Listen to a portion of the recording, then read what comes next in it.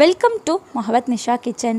இன்றைக்கி நம்ம வீட்டில் கல்யாண வீடுகளில் செய்கிற உருளைக்கிழங்கு பொரியல் நம்ம வீட்டிலே சுலபமாக எப்படி செய்கிறதுன்றதை இன்றைக்கி நம்ம பார்க்க போகிறோம். வீடியோ ஸ்கிப் பண்ணாமல் பாருங்கள்.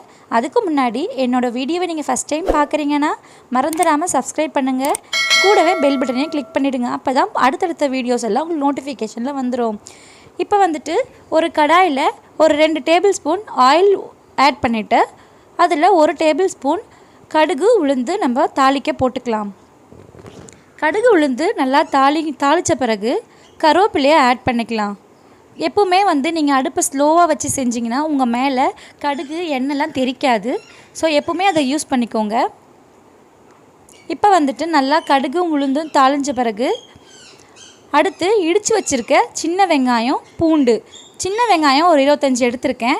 இடித்து சேர்க்குறதுனால உங்களுக்கு சுவையும் அதிகமாக இருக்கும், உங்களுக்கு நல்லாவும் இருக்கும், உங்களுக்கு உடம்புக்கு ரொம்ப ஹெல்த்தி சின்ன வெங்காயம். ஸோ சின்ன வெங்காயம் இப்போ ஆட் பண்ணிக்கலாம். சின்ன வெங்காயம் ஆட் பண்ணிவிட்டு நல்லா வதக்கி விட்டுக்கோங்க. அது நல்லா கொஞ்சம் ப்ரௌனாக ஆகிற வரைக்கும் வதக்கணும். நம்ம நல்லா வதங்கட்டும். எப்போவுமே அடுப்பை ஸ்லோலே வச்சு செய்யுங்க. அப்போ தான் உங்களுக்கு நல்லாவும் இருக்கும், செய்யும் போது எதுவும் தீஞ்சு போகாமல் உங்களுக்கு நல்லாயிருக்கும். இப்போ நான் உப்பு ஆட் பண்ணிக்க போகிறேன்.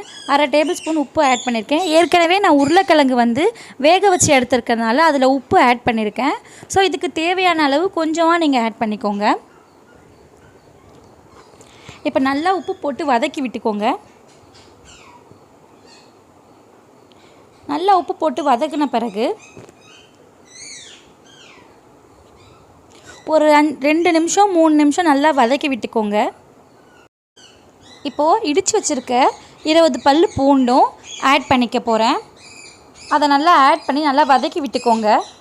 அது நல்லா ரெண்டுமே சேர்ந்து வதங்கணும். நல்லா வெங்காயமும் பூண்டும் நல்லா வதங்கின பிறகு பாருங்கள் நல்லா வதங்கிடுச்சு. இதுக்கப்புறமா நம்ம மசாலா பொருட்கள் ஆட் பண்ணிக்கலாம். அதில் என்னென்ன பொருளுக்கு ஆட் பண்ண போகிறோமோ அதெல்லாம் ஆட் பண்ணிக்கலாம். இப்போ மஞ்சத்தூள் 1/2 டேபிள் ஸ்பூன் ஆட் பண்ணிக்கிறேன். அடுத்து கரம் மசாலா 1/2 டேபிள் ஸ்பூன். அடுத்து மிளகாய்த்தூள் 1 டேபிள் ஸ்பூன். காரம் அதிகமாக வேணான்றவங்க கம்மியாக யூஸ் பண்ணிக்கோங்க. இப்போ சோம்பு 1/2 டேபிள் ஸ்பூன். எல்லாம் போட்டு நல்லா மிக்ஸ் பண்ணி விட்டுருங்க. அந்த பச்சை ஸ்மெல் போகிற வரைக்கும், மிளகாத்தூள் ஸ்மெல்லாம் போகிற வரைக்கும் நல்லா வதக்கி விடுங்க. அது நல்லா வதங்கட்டும்.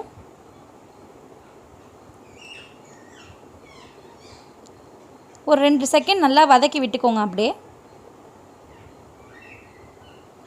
இப்போ இது நல்லா கொஞ்சம் கொதிக்கிறதுக்காக, அந்த ஸ்மெல்லாம் போகிறதுக்காக ஒரு 1/4 டம்ளர் தண்ணி நான் ஆட் பண்ணியிருக்கேன். ரொம்ப ஆட் பண்ண வேண்டாம். இது கொதித்து வத்துற வரைக்கும் வெயிட் பண்ணுவோம்.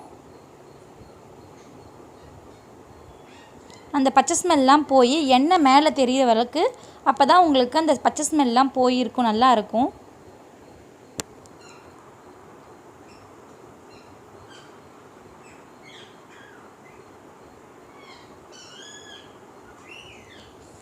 ஒரு 2 நிமிஷம் நல்லா வதக்கி விட்டுக்கோங்க. பாருங்கள் இப்போ நல்லா கொதிச்சிருச்சு.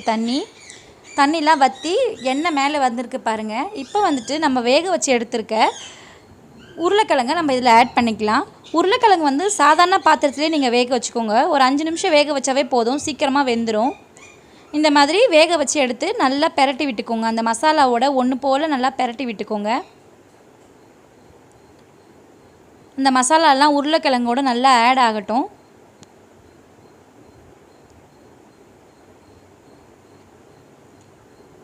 நல்லா குக் ஆகிட்டே இருக்குது பாருங்கள்.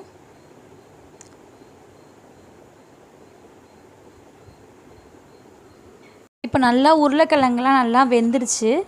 ஒரு 2 நிமிஷம் நல்லா குக் ஆகிடுச்சு. இப்போ பாருங்கள், கடைசியாக நம்ம கொத்தமல்லி தழையை இதில் சேர்த்துக்கலாம். லாஸ்ட்டாக கொத்தமல்லி தழை சேர்த்து நல்லா பெரட்டி விட்டுக்கோங்க. கொத்தமல்லி தழை சேர்க்குறதுனால நல்லா வாசமாகவும் இருக்கும், நல்லா டேஸ்ட்டாகவும் இருக்கும் உங்களுக்கு. கடைசியாக கொத்தமல்லி இல்லாமல் நம்ம எதுவுமே ஒரு ஃபினிஷ் பண்ண முடியாது. அது இன்னும் சாப்பாட்டுக்கு சுவையை கொடுக்கக்கூடியது. பாருங்கள் நல்லா பெரட்டி விட்டுக்கோங்க. கொத்தமல்லி போட்டு நல்லா பெரட்டி விட்டுட்டு இப்போ நம்ம அடுப்பை ஆஃப் பண்ணிடலாம். பாருங்கள் இவ்வளோ சீக்கிரம் ரெடி ஆகிடுச்சு. நீங்களும் உங்கள் வீட்டில் இதே மாதிரி செஞ்சு பார்த்துட்டு எனக்கு கமெண்ட் பாக்ஸில் கமெண்ட் பண்ணுங்கள். பிடிச்சிருந்தால் லைக் பண்ணுங்கள். உங்கள் ஃப்ரெண்ட்ஸ் அண்ட் ஃபேமிலிக்கு ஷேர் பண்ணுங்கள்.